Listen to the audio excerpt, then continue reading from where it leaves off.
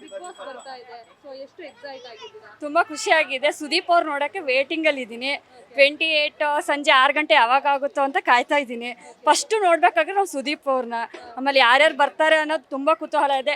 ಇನ್ಸ್ಟಾಗ್ರಾಮಲ್ಲೆಲ್ಲ ಅವ್ರು ಬರ್ತಾರೆ ಇವ್ರು ಬರ್ತಾರೆ ಅಂತ ಹೇಳ್ತಾನೆ ಇದ್ದಾರೆ. ಅದ್ರಾಗ ಯಾರು ಬರ್ತಾರೆ ಅನ್ನೋದು ಇನ್ನೂ ಗೊತ್ತಿಲ್ಲ. ತುಂಬ ಕುತೂಹಲವಾಗಿದೆ. ಅವ್ರು ಹೇಳಿದವ್ರೆ ಬರೋದು ಬೇಡ ಅಂತ ನಾನು ಅನ್ಕೊತೀನಿ. ಯಾರೋ ನೀವು ಏನೋ ಸಾಧಿಸಿರೋರು ಬಂದರೆ ತುಂಬ ಖುಷಿ ಆಗುತ್ತೆ ನಮಗೂ ನೋಡೋಕ್ಕೆ. ಬೇರೆ ಬರೀ ಅದು ಇದು ಕೆಲಸ ಮಾಡಿದವರೇ ಬಂದರೆ ಏನು ಚೆನ್ನಾಗಿಲ್ಲ.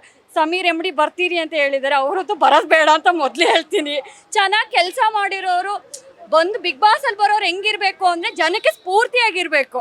ಇವಾಗ ಬಂದಮೇಲೆ ನಾನು ಈ ಥರ ಕೆಲಸ ಮಾಡಿದ್ದೀನಿ ಅಂದಮೇಲೆ ಅವ್ರು ಜನ ಯಾಕೆ ನೋಡ್ತೀವಿ ನಾವು ಬಿಗ್ ಬಾಸು, ಖುಷಿಗೆ ಅವರಿಂದ ನಾವು ಏನಾರ ಒಂದು ಕಲಿಬೇಕು ಅಂತ ನಾವು ಬಿಗ್ ಬಾಸ್ ನೋಡ್ತೀವಿ ಅಂದಾಗ ಅವ್ರು ನಮಗೆ ಕಲ್ಸೋ ಥರ ಬರಬೇಕು. ಅದನ್ನು ಬಿಟ್ಬಿಟ್ಟು ನಾವು ಅವ್ರಿಗೆ ತೂ ಅಂತ ಮುಖಕ್ಕೆ ಕುಗಿಯೋ ಥರ ಬರಬಾರ್ದು. ಯಾಕೆ ಇಷ್ಟು ಸೀಸನ್ ನೋಡಿದ್ದೀವಿ, ಈ ಸೀಸನ್ ಡಿಫ್ರೆಂಟ್ ಆಗಿದೆ ಅಂತ ಸುದೀಪ್ ಅವರೇ ಹೇಳ್ತಾ ಇದ್ದಾರೆ. ಡಿಫ್ರೆಂಟ್ ಆಗಿದ್ರೆ ಇನ್ನೂ ಖುಷಿ ಆಗುತ್ತೆ. ಈಗ ನಾರ್ಮಲ್ ಬಿಗ್ ಬಾಸ್ ಅಂತಂದಾಗ ಸೆಲೆಬ್ರಿಟಿಗಳನ್ನೇ ಜಾಸ್ತಿ ಹೌದು, ಸೊ ನಿಮ್ಮ ಪ್ರಕಾರ ಅದು ಎಷ್ಟು ಬೆಟರು ಮತ್ತೆ ಪಬ್ಲಿಕ್ ಅದೇ ಆ್ಯಕ್ಚುಲಿ ಹೇಳಬೇಕು ಅಂದರೆ 20% ಸೆಲೆಬ್ರಿಟಿ ಕೊಟ್ಬಿಟ್ಟು 80% ಜನಕ್ಕೆ ಅಂದರೆ ಸಾಮಾನ್ಯ ಜನಕ್ಕೆ ಕೊಟ್ಟರೆ ಭಾಳ ಒಳ್ಳೆಯದು ಅಂತ ಹೇಳ್ತೀನಿ ನಾನು. ಯಾಕಂದ್ರೆ 20% ನನಗೆ ಎಲ್ಲರೂ ಸೆಲೆಬ್ರಿಟೀಸಿಗೆ ಕೊಟ್ಟರೆ ಏನು ಚೆನ್ನಾಗಿರುತ್ತೆ. ಕಲರ್ಸ್ ಕನ್ನಡದವ್ರು ಒಂದ್ಸಲ ಪಬ್ಲಿಕ್ನವ್ರಿಗೂ ಕೊಟ್ಟು ಚಾನ್ಸ್ ನೋಡಬೇಕು ಅಂತ ನನ್ನ ಅನಿಸಿಕೆ.